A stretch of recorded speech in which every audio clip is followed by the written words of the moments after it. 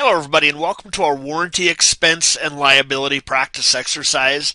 In this video we're going to be going through a variety of journal entries and calculations related to the topic of warranties, both with the expense and the estimated liability. So let's go ahead and take a look at our problem here. First of all, it says that Stanley Incorporated sold 410 units of inventory in the amount of $475 each. Now that's the sales price. Around the beginning of 2022. They sold them for cash. Now it tells us the units have a cost basis of $275 to the company. So if you recall from the inventory discussion, we're selling a product at one price, but it costs the company a lower price. They have to sell it to the higher price to make up for all the other expenses they had to incur. So the cost basis is $275. We need both of those numbers for these various journal entries. Stanley offers a free 3-year warranty on all of their systems. Historically, they've experienced an average warranty cost of 4% of the sales price. Now that's a key thing. It's the sales price, the $475, not the cost that's used to determine the estimated warranty expense. Stanley uses the perpetual inventory method, which will become important when we do the journal entry for the sale. Now also notice they started the period with a $0 balance in the estimated warranty liability account. Most likely either they just now started offering this warranty or it's their very first year altogether, whatever the case.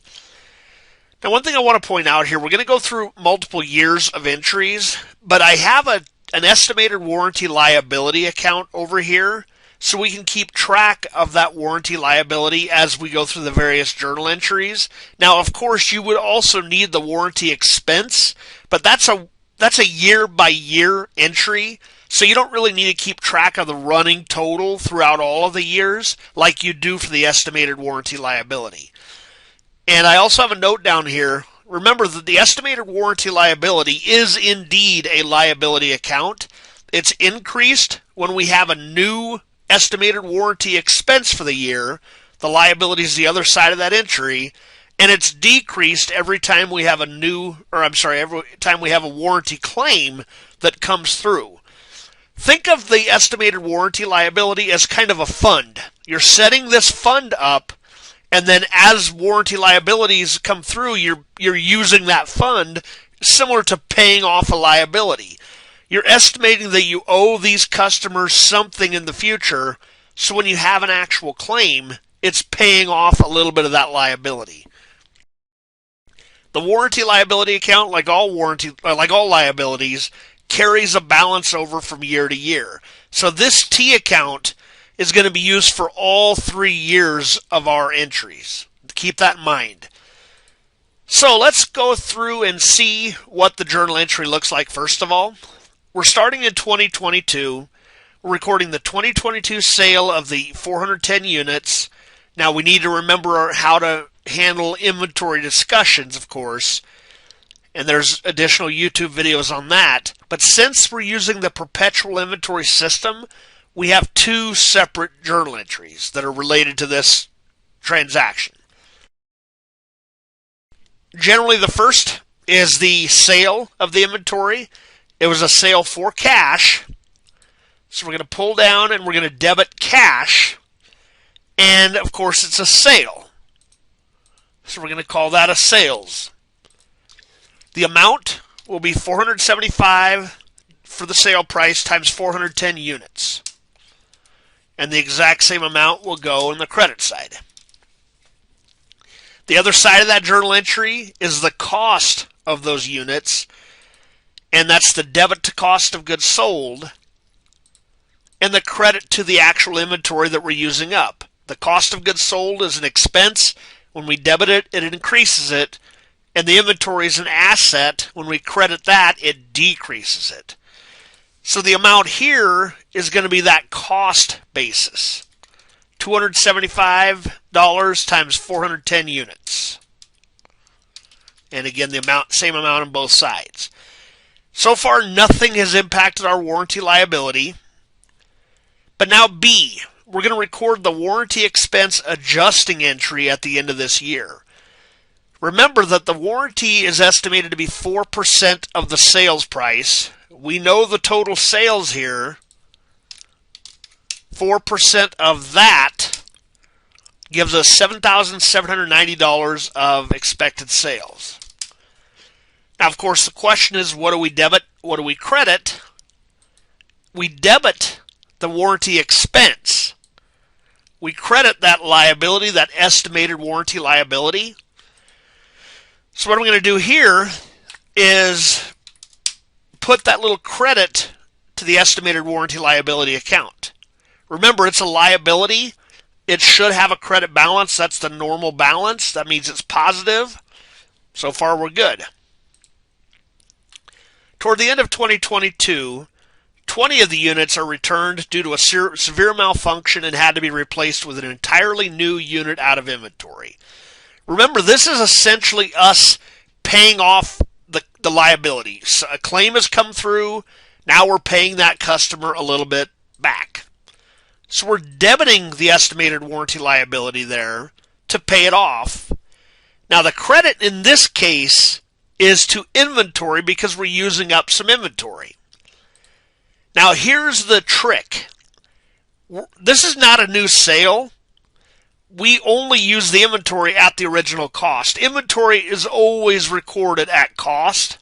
In this case, we're crediting the inventory for that amount. So it's $275 cost times 20 units. And of course, the same amount will go in both entries. Now this debit to estimated warranty liability, we put it over here. Now I'm just going to do a quick balance here just to see what we're running at. We have more on the credit side than we do the debit side, so we have a total of $22.90 for our balance. We're still positive. We're still on the credit side. I'm going to delete that out for now. What is the total warranty expense that would have been recorded for 2022? If we can just look back at our journal entries, we only had this one expense, and it was $77.90. What is the estimated warranty liability at the end of year 1, 2022? I actually just deleted it. It is $22.90, positive. Now notice I have a note down here. Enter a minus sign if the balance is negative. Now for a liability, a debit balance would be negative. If the warranty account ends up on the credit side, it's positive. If it ends up on the debit side, it's negative, as I said. So we're still positive. Now we're moving on to year 2, 2023. During this year, the company sold 250 more units at the same price and cost, but then they had 35 more units returned throughout the year. So we're not going to do the full journal entries here. We just need to determine what is the warranty expense to be recorded for year 2. Now remember, warranty expense is completely based on the units sold that year. Has nothing to do with any other sales. Nothing carries over for warranty expense. So if we sold 250 units, remember warranty expense is based on the sales price itself, $475. So 250 times 475 times the 4% estimated sales price. Our new warranty expense for this year would be $4,750. Now here's the trick piece. If we have a warranty expense, that journal entry would also credit warranty liability. So this $4,750, I'm going to delete that first. We need to put over here on our estimated warranty liability side. Now I wants to know what is the total warranty liability at the end of year 2. So we got to go back up here and calculate a new balance. And for this one, just to show what I'm doing, I'm summing up the debits and credits, and then I'm subtracting credits minus debits because this is our balance. We have 7,040 more credits then we do debits. So 7,040. So the next one, and I notice my letters are out of order, so my apologies for that. But the next one, it says, what is the total warranty expense that would have been recorded for year 3, 2024, assuming no other sales have taken place other than the ones noted in the problem? Now, warranty expense is only recorded if we have sales. Since we do not have any sales, that's got to be 0. However, warranty liability is a carryover balance. So essentially, we take a look at what our balance was at the end of last year, 7,040. We don't have anything new to add to it this year because we had no sales, but there's also no new claims that have taken place, so there's nothing to reduce the warranty liability. What that basically means is our warranty liability remains the same, $7,040, because there was nothing new to take place. So now, comment on the company's estimated warranty percentage throughout the years. Is it sufficient? Would you recommend they increase or decrease it? So it's positive. It's a positive amount, which is always a good thing. With warranty liability, we don't want to get too high, but we certainly don't want to get negative, or certainly not for very long. We'd rather keep it at the end of a period, at a reasonable amount. Not necessarily 0, but we want enough in there to hopefully cover the remaining warranties that may come through in future years. So I would say, without anything to compare to, $7,040 out of almost $200,000 in sales, and we can see the warranty amounts. This seems to be reasonable. So I would say no change necessary. So that is how we do this problem. But now what I want to do is go up and make a few changes to this. I'm going to delete all of this out. We're going to make a few changes now. I'm going to delete some of these earlier ones out, or some of these later ones out here. And let's say, this will do it right here. Let's say that we had 50 units returned now. So if we had 50 units returned due to a severe malfunction, our estimate would be, or the amount of warranty we have to record, the claim, would be 50 times $275. That's going to be $13,750. So let's go back up here. This initially had a $77.90 balance, and now we're using $13,750 of it. What would happen here is that we are now on the debit side, which is negative. So to answer this question down here now, we still have $13,750 warranty expense, but now we have a negative $59.60 balance, or one could write $59.60 debit, which is negative for a warranty liability. Either one of those would technically work.